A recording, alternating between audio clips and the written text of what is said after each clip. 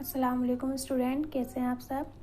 आज मैं आपको आपकी क्लास 5th क्लास की मधु बुक में लेसन नंबर 3 पढ़ा रही हूँ। मैं हूँ मुंबई।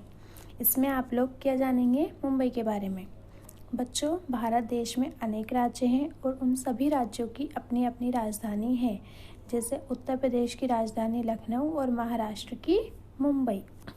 इन सभी राज्यों और राजधानियों की कुछ ना कुछ विशेषताएं हैं। तो बच्चों, आज हम इन्हीं में से एक राज्य की राजधानी के विषय में जानेंगे। किसके बारे में?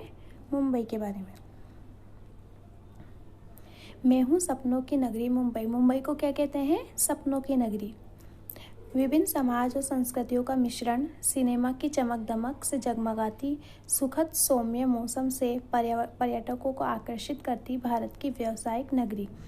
क्या कह रही है ये? कि बहुत सारे समाज के और संस्कृति के लोग यहाँ रहते हैं और यहाँ पे सिनेमा की चमक धमक है। मतलब ज़्यादातर मूवीज़ वगैरह कहाँ बनती हैं? यहाँ बनती, मतलब रहते कहाँ हैं?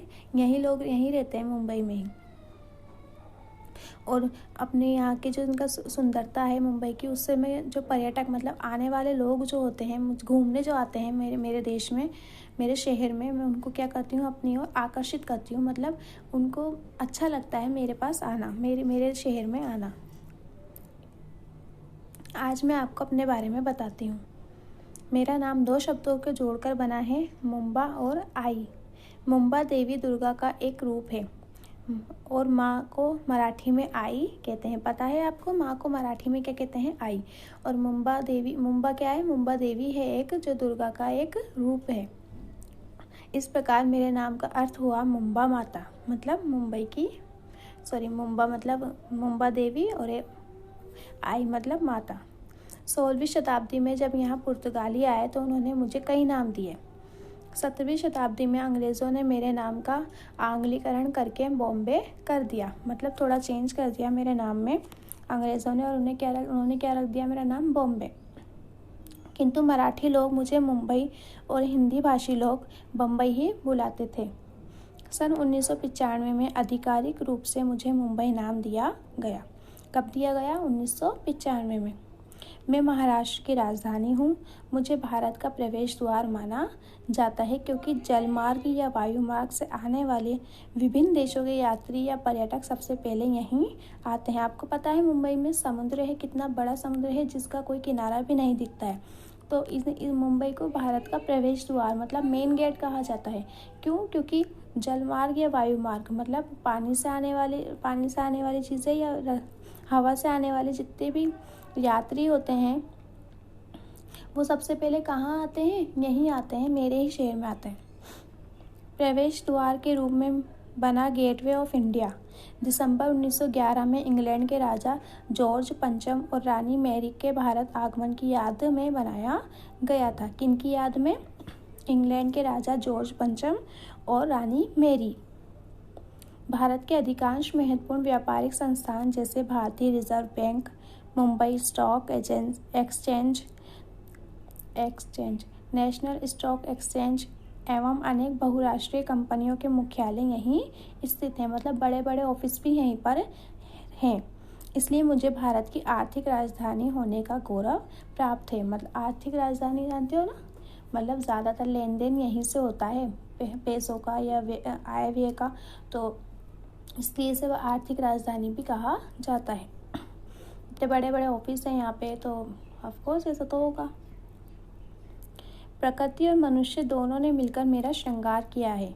सड़क के एक तरफ लहराता समुद्र और दूसरी तरफ नरीमन पॉइंट की ऊंची ऊंची इमारतें मेरी सुंदरता को बढ़ा देती हैं। समुद्र के समीपस्थ अर्धचंद्राकार सड़क मेरिन ड्राइव मानो मेरे गले का हार है। कैसी है? अर्धचंद्राकार सड़क मतलब सड़क ऐसी है जैसे आधा चांद हो, उसको कहते हैं मेरिन ड्राइव। क्या कहते हैं उसे? Marine drive. रात में मालाबार हिल के देखने पर मेरिन ड्राइव की जगमगाहट देखते ही बनती है। मेरिन ड्राइव और चौपाटी के बीच तारापोर वाला मछली घर है, जहां दुनिया के सभी हिस्सों में मिलने वाली तरह तरह की मछलियों को रखा जाता है। चौपाटी समुद्र के किनारे खुली रेतीली ज़मीन है। जानते हो ना आप मुंबई की चौपाटी, जहाँ समुद्र के बिल्कुल किनारे हैं और वहाँ पे क्या है? टोटल रेत ही रेत है। ये सबसे लोकप्रिय भ्रमण स्थल है, मतलब ये सबसे ज़्यादा मशहूर है क्योंकि लोग यहाँ पे घूमने आते हैं। रविवार की शाम को लोगों की भीड़ यहाँ एक मेले के रूप में मेले का रूप ले लेती है। इस चहल पहल को देखकर मुझे एक अनोखा सुकून मिलता है। चौपाटी की चटपटी भेल बहुत प्रसिद्ध है। समुद्र तट पर स्थित महालक्ष्मी मंदिर और हाजी अली की दरगाह भी दर्शनीय है। जानते हो आप, वहाँ पे एक महालक्ष्मी का मंदिर भी है और हाजी अली की दरगाह भी है। दरगाह बिल्कुल समुद्र के कहाँ है, बीचों बीच में। जुहू बीच के समीप इस्कॉन मंदिर आकर्षण का केंद्र है।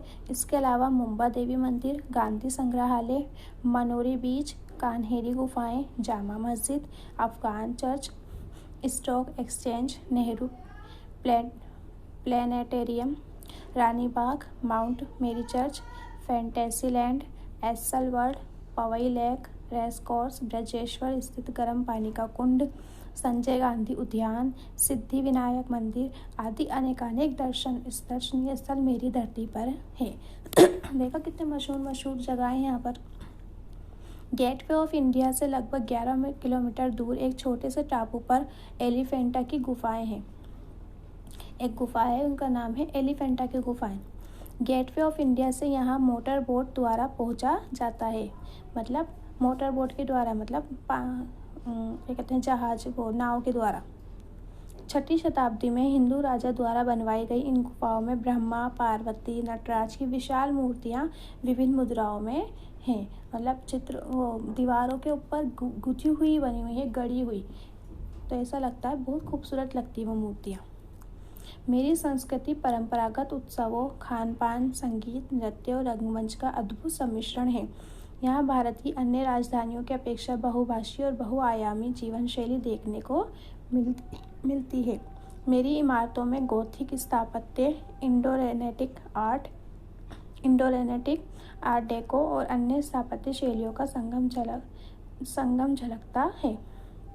कला प्रेमियों की मेरे यहाँ कमी नहीं है। मैं भारतीय सिनेमा की जन्मस्थली हूँ।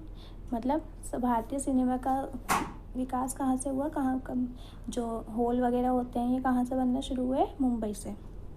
दादा साहेब फाल्के ने एक मूक फिल्म बनाकर मेरी धरती पर इस उद्योग की शुरुआत की और विश्व के चलचित्र उद्योग पर अपनी गहरी छाप छोड़ दी। इसने कई प्रकार के रोजगार के अवसर उपलब्ध करवाए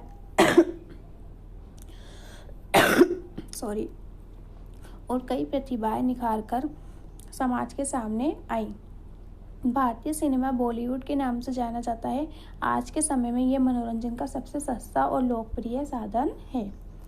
समय समय पर मेरे निवासी मुझे विभिन्न त्योहार के रंग में सरोबार कर देते हैं। गणेश चतुर्थी और कृष्ण जन्माष्टमी की धूम तो देखने ही लायक होती है। गणेश चतुर्थी कहाँ मनाई जाती है, मुंबई में। देखा है आप लोगों ने, फिल्मों में भी दिखाई देता है। वो इतनी बड़ी सारी मूर्ति निकालते हैं गणेश जी की। गणेश उत्सव में पूरे शहर में जगह जगह भव्य पंडाल लगाए जाते हैं जिनमें गणपति की विशाल प्रतिमाओं की स्थापना की जाती है। 10 दिनों के उत्सव के बाद ये प्रतिमाएं समुद्र में विसर्जित कर दी जाती है, मतलब बहा दी जाती हैं। जन्माष्टमी के दिन स्थान स्थान पर माखन के मटके बांधे जाते हैं जिन्हें युवक युवतियां जुगत लगाकर फोड़ते हैं।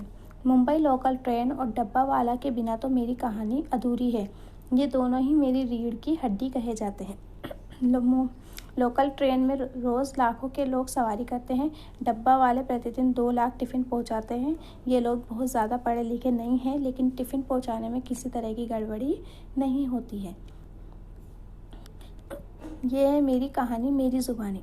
अंत में मैं अपने यानी मुंबई के लिए 2 पंक्तियाँ कहना चाहूँगी। रोज़ रोज़ इस शहर में लोग आते हैं, इस शहर का दिल लगाकर बस जाते हैं, इस शहर से दिल लगाकर बस जाते हैं। ये आपके क्वेश्चन आंसर वगैरह हैं, ये मैं आपको इंशाल्लाह नेक्स्ट वीडियो में कराऊंगी। अभी ये है आपके शब्दार्थ, ये आपको अपनी कॉपी में करने हैं। मिश्रण, मिला जुला। जलमार्ग, जल से जाने वाला रास्ता। वायुमार्ग, वायु से जाने वाला रास्ता। श्रृंगार, सजाना। भ्रमण, घूमना। प्रसिद्ध, मशहूर। दर्शनीय, देखने योग्य। शताब्दी, 100 वर्षों का समूह। विसर्जित करना, बहाना। ये शब्दार्थ आपको अपनी कॉपी के अंदर करने हैं। और अच्छे से अपना काम टाइम टू टाइम पूरा करिएगा। इससे आपको ही बाद में कोई हेडेक नहीं होगी, आपका काम आराम से पूरा हो जाएगा। ठीक है, अल्लाह हाफिज़।